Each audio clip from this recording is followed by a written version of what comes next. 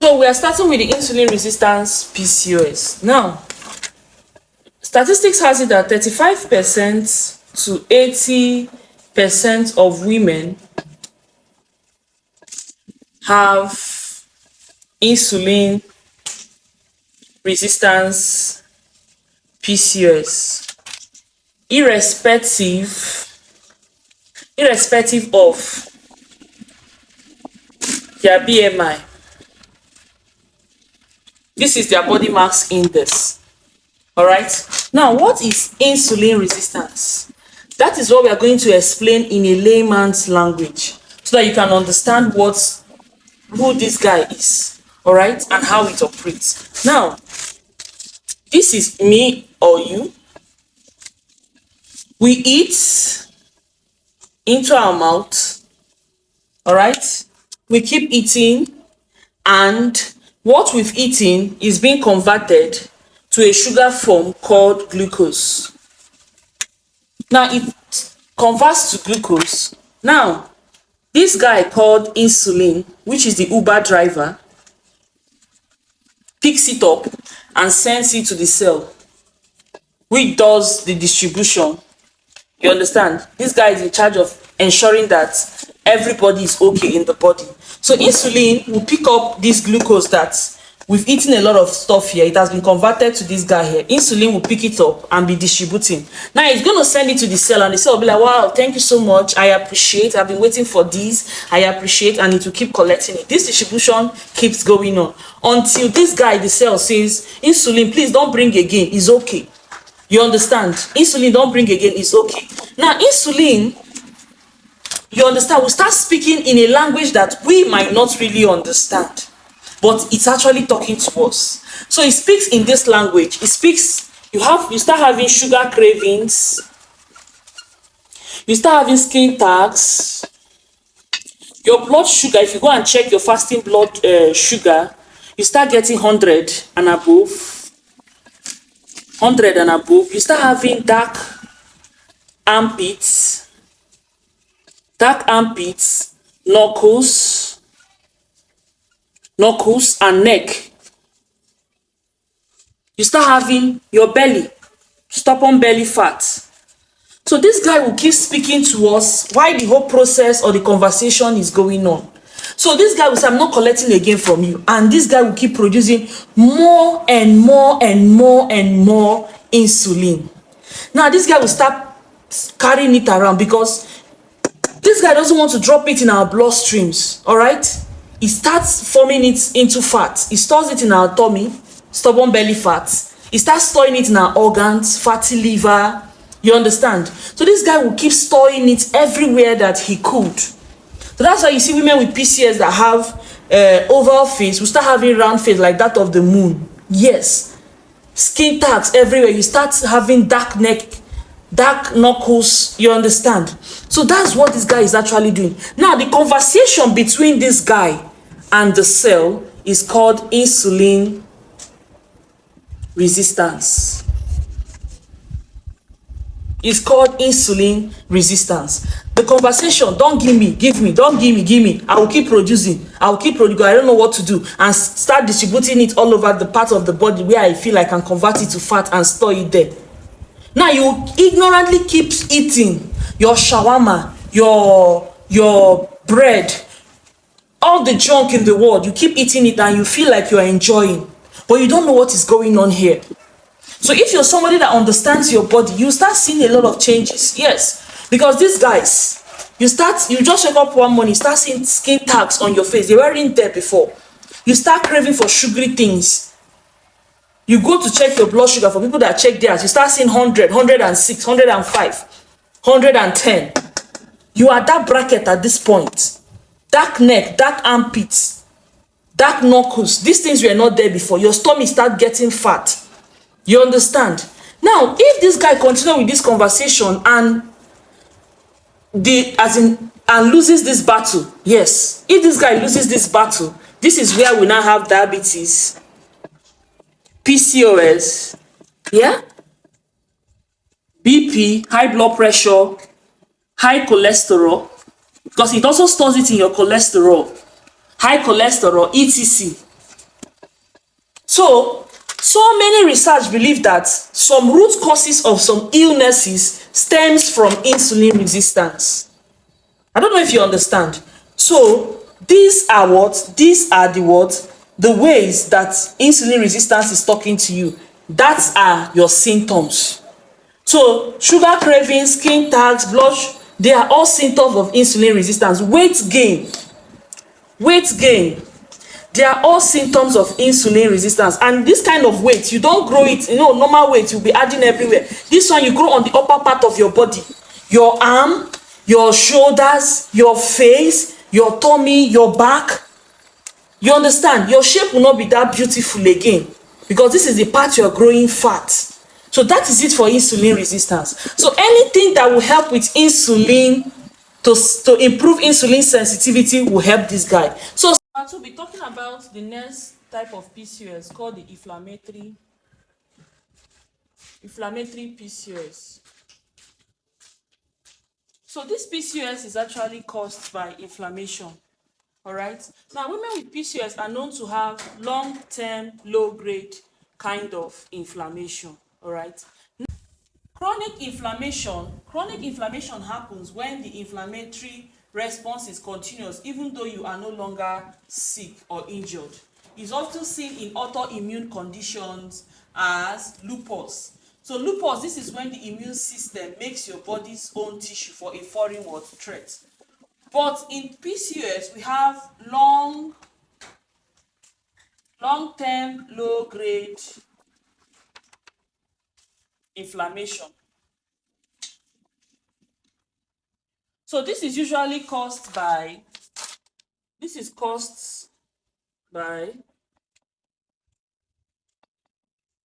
stress, lifestyle,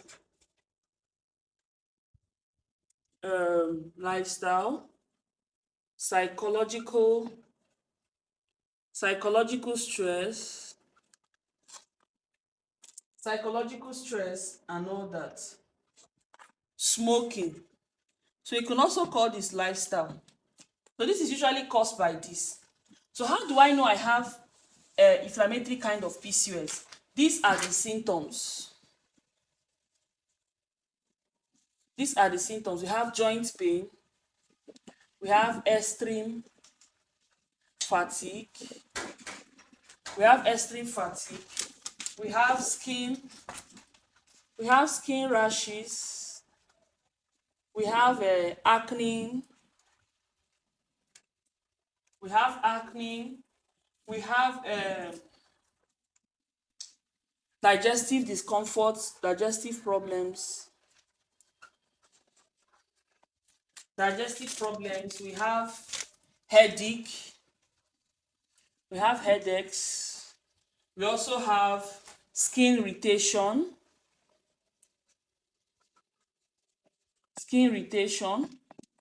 Now, these are the symptoms of what? Inflammatory kind of PCOS. All right, these are the symptoms. These are the ways your body is telling you that you are in this group. So with these symptoms now, you now know that you're having inflammatory PCOS, and these are the things that actually causes it.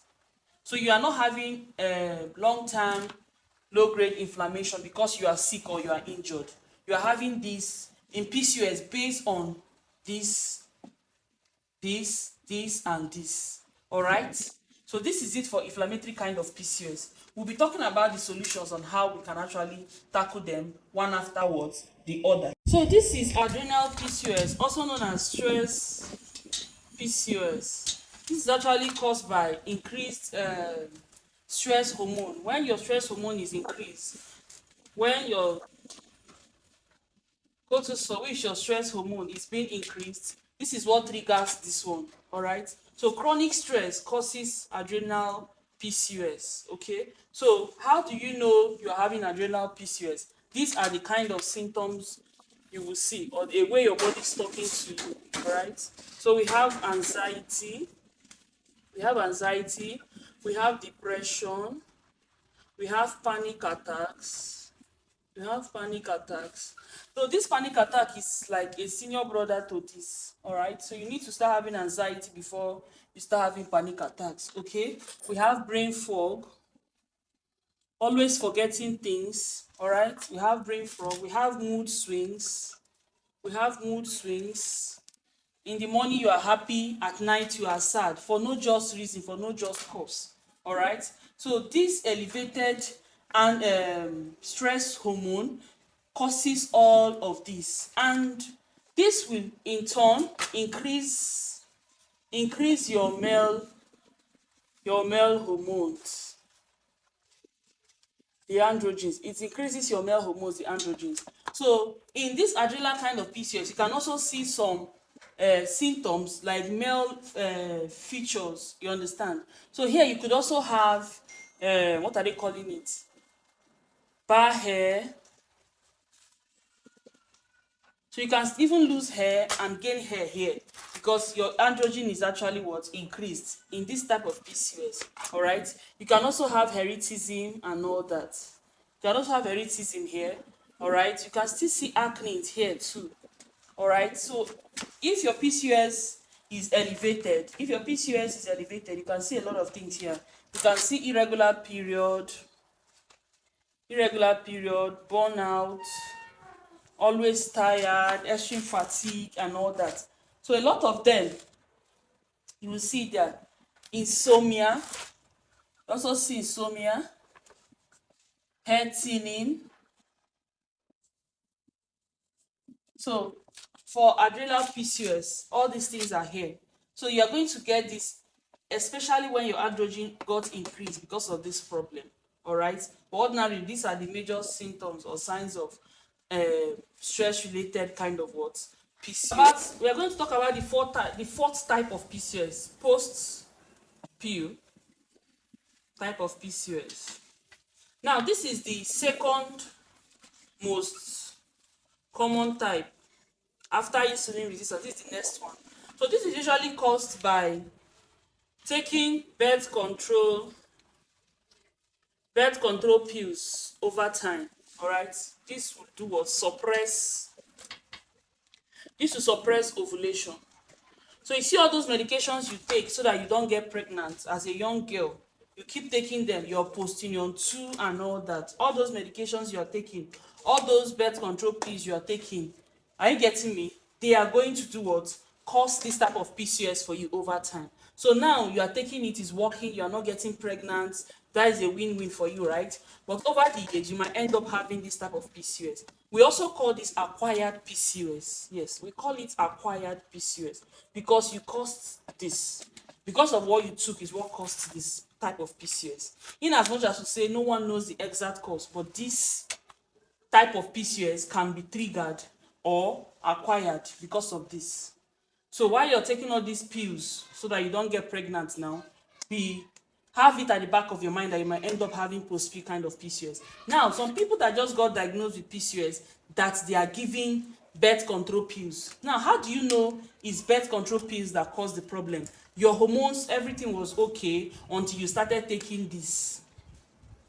That was when you noticed the problem. It's not after you've noticed the problem you started taking, you now say, no, it does, that is not what it caused. In as much as birth control pills is masking the symptom for PCOS, it's not actually solving the problem.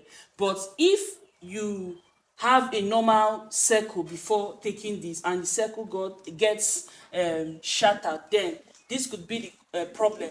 But if it wasn't and your doctor placed you on this birth control pills, no, the birth control piece isn't the problem. In as much as it's masking the symptoms and will not be able to do what? To take care of PCOS. All right? So the root cause for this particular type of PCOS is birth control pills, contraceptive and all that. So it suppresses what? Ovulation. So how do I know, or how is my body talking to me? How do I know I fall into this group? We have irregular period.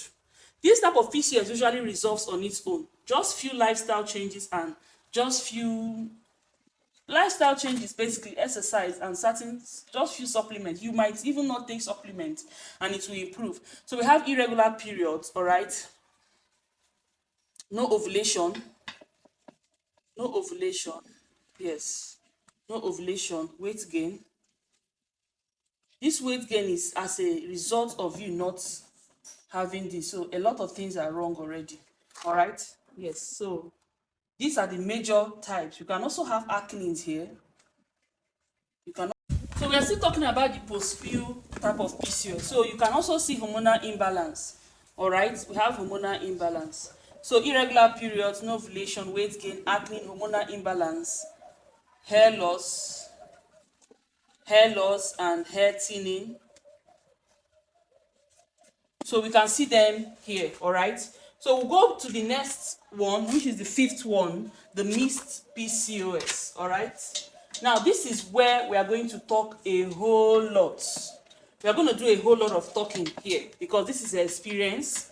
I'm talking from experience and some backed statistics. Okay. So now women with PCOS, the fifth type of PCOS, mixed PCOS, aka Chidima's idea. Yes, that's my idea. Now, this type of PCOS is a combination, a combo of two or more types of PCOS. All right. Now we can have, let's say insulin resistance is IR, then inflammatory is IN, adrenal is AD, post pill is PP, then we have mix MX. So this is how we are going to abbreviate it. Now, if women with PCOS, only insulin resistance will have over 35 to 80% of PCOS. So let's say this is the chart, and over 80%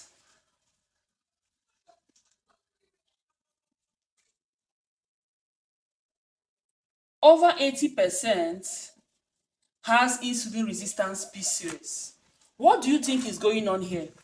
Now, if this 80% has insulin resistance PCOS, so this is 20%, are you saying the other 4 types or 3 types of PCOS have 20%? Now, why are we not getting the exact results we have? Because almost every woman that has insulin resistance PCOS has already heard about inositol and is taking inositol.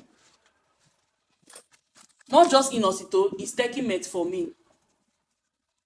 Not just metformin, is taking one insulin sensitizing agent or the other.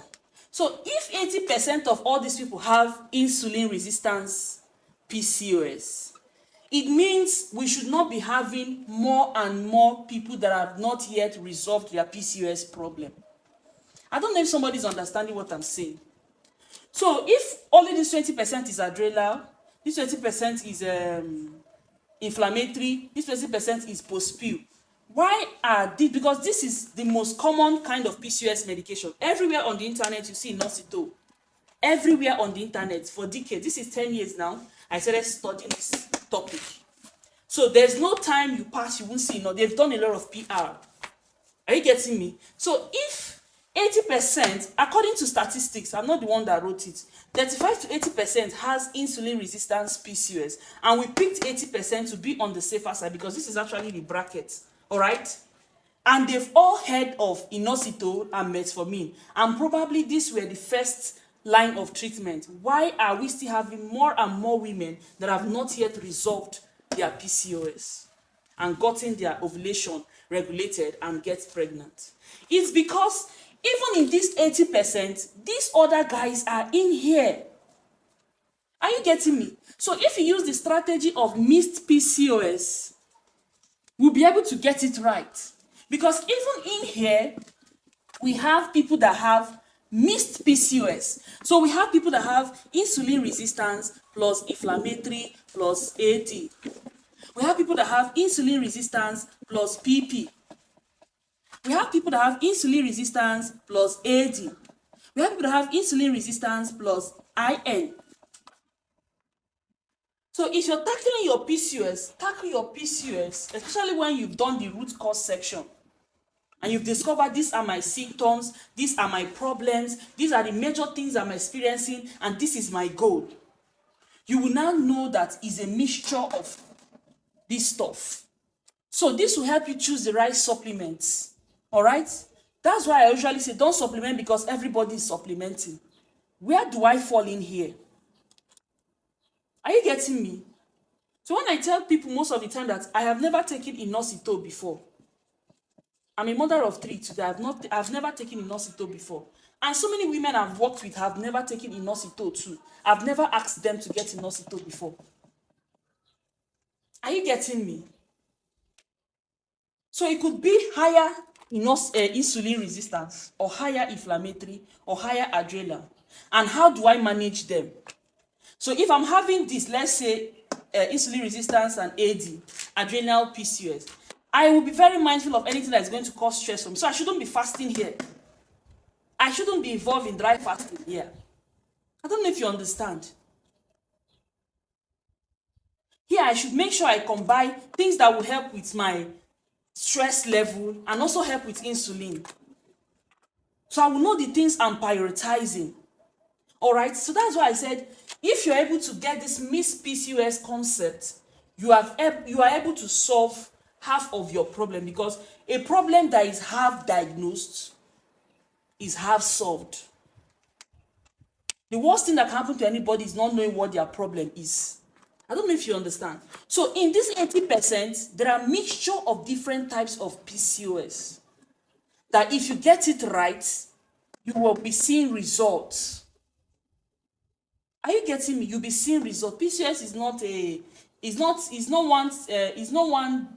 a disease that is, you say, if you start doing the right thing in the next 30 to 90 days, you will start seeing significant improvement. That's why people in my 30 days challenge, those days we were doing 30 days challenge, you see people in 30 days, they've already regulated their body and they are pregnant. Some 90 days. Yes. So if you are doing the right thing, in the next 30 to 90 days, you should be seeing significant results and change. So this is where you should focus on if you are still running around and do not know what your PCOS type is. Make sure you get a root cause section done. And if you don't know what that is, it's exactly what I've mentioned in this video. Watch this video over and over again until you understand where you fall in. So you might see some symptoms here, you might see some symptoms here.